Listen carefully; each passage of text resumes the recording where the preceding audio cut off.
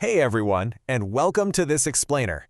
Today, we're going on a seriously incredible journey through this chapter to really understand the living web of life that surrounds us.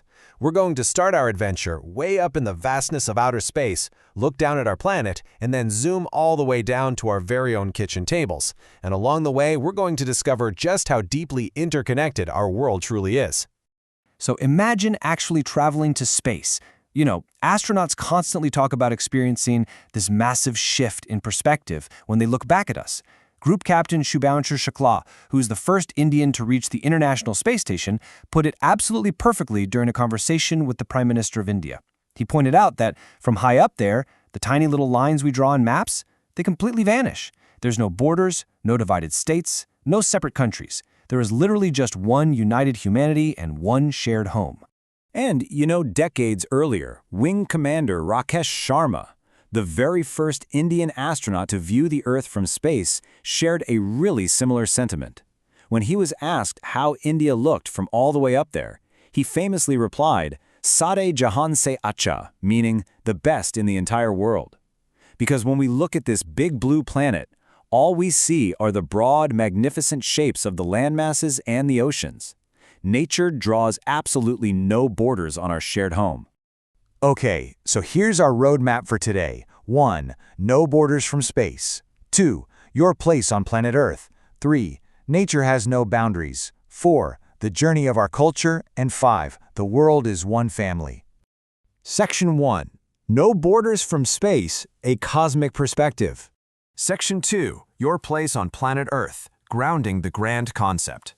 So, how does that grand cosmic perspective actually trickle down to our daily lives? Well, think about your cosmic address. It starts out incredibly specific, right? Your house number or your building name. But then, it zooms out to your street or village, expands out to your district and state, broadens to your entire country, and finally, rests on planet Earth. So, you're a local resident, but simultaneously, you are a global citizen, nested right inside a planetary scale.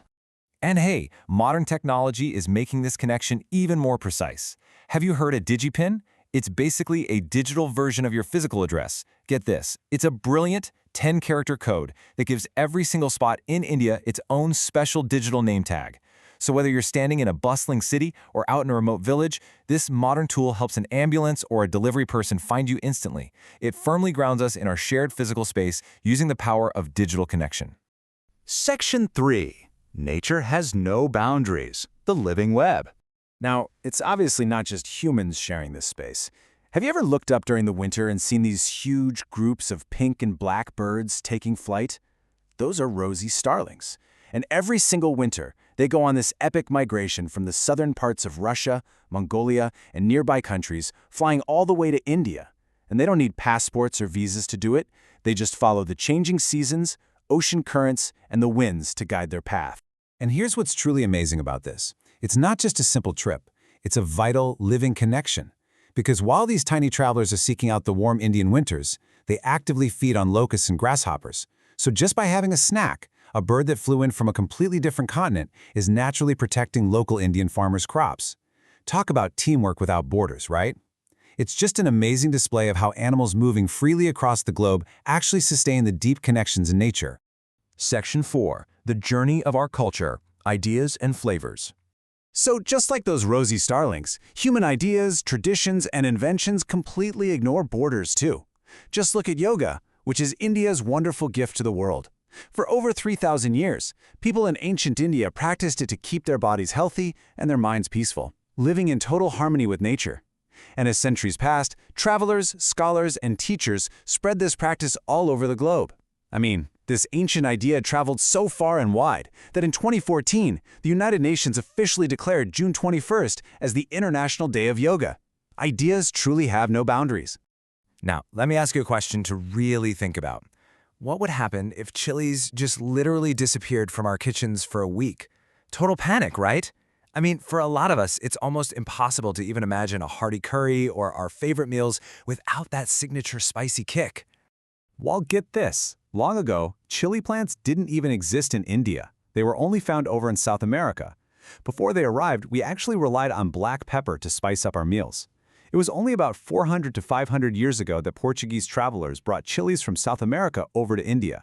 They found new soil, a new climate, and completely transformed Indian kitchens forever. But you know, this sharing of flavors is a glorious two-way street that enriches absolutely everyone.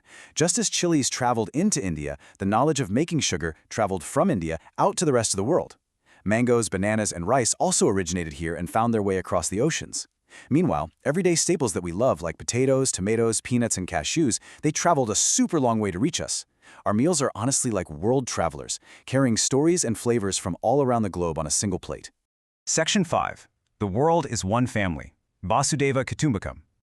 So when we weave all these threads together, the birds, the yoga, the chilies, it reveals this really powerful ancient concept from the chapter, Vasudeva Kutumbakam, which simply means the world is one family. Realizing that the clothes we wear, the food we eat, and the ideas we share all come from this vast, interconnected web, it teaches us to live with deeper respect, care, and love for everyone. Earth isn't just a bunch of land and water, it's a shared home that supports us all. And a really fun way to uncover these connections in your own life is simply to talk to your elders. Try interviewing your grandparents or maybe an older neighbor. Ask them about a food item, a song, or even a custom that is super common today but totally wasn't around during their childhood.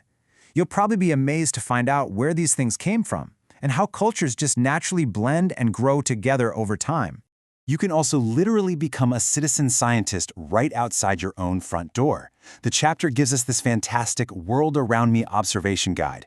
By going out and actively observing plant life, noting the birds and insects, checking the temperature of the air, or looking at water bodies across the different seasons, you'll start to see exactly how everything is linked in your very own backyard.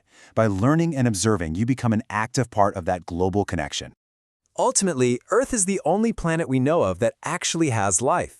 For thousands of years, it has supported people, animals, and plants. But it's not just a home, it's a gift we have to protect for ourselves and for the future. We share our migratory birds, our spicy flavors, and our ancient wisdom.